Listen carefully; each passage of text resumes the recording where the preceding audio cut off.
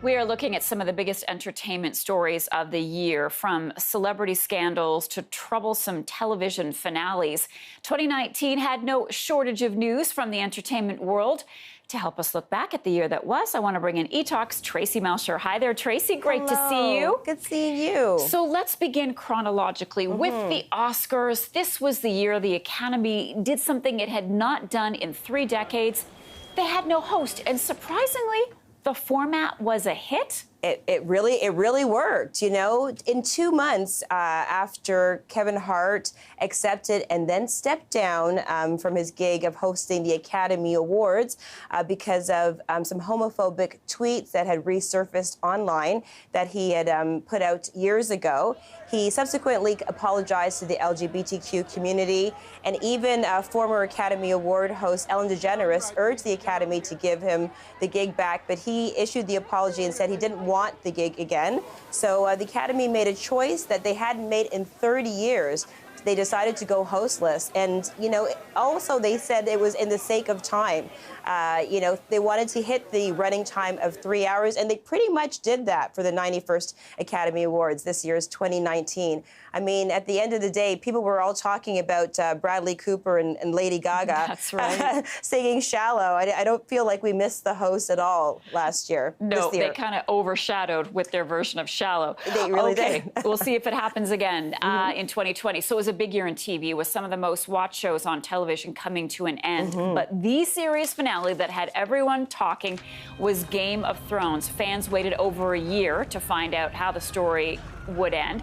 When it did, viewers were left bitterly divided, Traci. Some were outraged. They really were. You know, the tagline for Game of Thrones, winter is coming, winter arrived, we got snowed on, the whole kit and caboodle. And when the season finale, the series finale, the 8th season came to an end, fans were literally on 2 sides of the wall. Some of them loved the way the series ended, and others were asking for a series redo. They wanted the season 8 to be redone again. They started a petition. There was a lot of backlash online. I mean, the awards, though, for the 4th time ever, Game of Thrones got the Emmy Award for Outstanding Drama. However, the Golden Globes nominations came down, and Game of Thrones was really left out in the cold, per se, except for one major nomination for Kit Harington in the actor category for drama. Yeah, almost shut out completely. Wow. Okay. Then there was that little-known actor that would soon become a household name. Empire star Jussie Smollett made headlines in January when he claimed he was attacked by 2 men in an alleged hate crime. Yes. But everyone was stunned when Chicago police ended up charging Smollett with staging his own attack. Definitely, you know, they said he staged it. Those charges were later dropped. However, the police department was suing Jussie Smollett. They launched a suit against him to recoup the money and the time and effort that the investigators had to put in to pursue these charges, these claims. Now, the latest in this story is that Jussie Smollett has countersued the city of Chicago, some members of the Chicago Police Department, and actually the 2 brothers who he initially accused of attacking him. So this is a story that just when we think it's done, it's still in play. Yeah, it takes another turn. Okay, now to a complex conspiracy that helps some of the world's rich and famous secure their children a spot in some prestigious schools. Well-known actresses Felicity Huffman and Lori Lachlan were among the high-profile people arrested by the FBI in connection with that shocking college admissions scandal. Tell us how this played out, and what could 2020 bring for Lori Lachlan? Well, you know, there was 33 very wealthy parents involved in this college admission scandals. And like you said, Felicity Huffman and Lori Lachlan were the 2 names that we were focused on.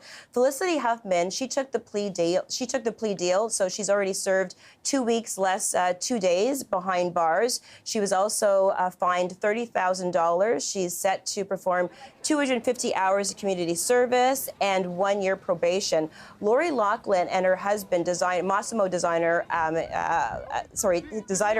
clothes, and his name is Massimo Giannulli. 2020. They decided to fight the charges of money laundering, conspiracy, federal charges related to bribery, and they could face a possible sentence of 40 years behind bars if convicted of them all. So the next court date is January 17th. They're not required to attend, but word is that Lori Lachlan and Massimo have been conducting scenarios where they go up against being cross-examined, basically play acting the courtroom drama. So it's going to be an interesting 2020 for both of them. Indeed, and a lot of legal experts have said that was a bad idea. They should have just accepted something and moved on. Okay, and we want to end with an update on the world's most beloved game show host who is also Canadian.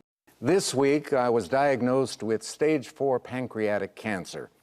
Now, normally, the prognosis for this is not very encouraging, but I'm going to fight this.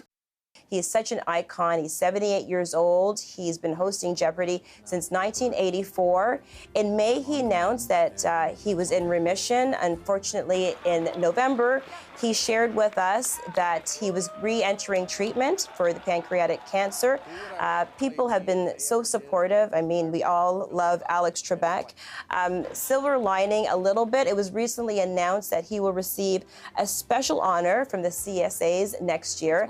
Alex Trebek is going to be picking up the Academy Icon Award, and they say it's for his exceptional ongoing contribution to the media industry. And Canadian Screen Week takes place March 2020. So, Mars, wouldn't it be fantastic if Alex showed up in person to accept his Icon Award? It would indeed, and we're going to send our prayers and thoughts his way. Absolutely. Traci, thank you so much, and thank you for all the wonderful and fun conversations we have, and I look forward to many more in 2020. Me too, Mars. All the best in the new year. All the best to you. Take care. And we'll be back in just a moment. Stay with us.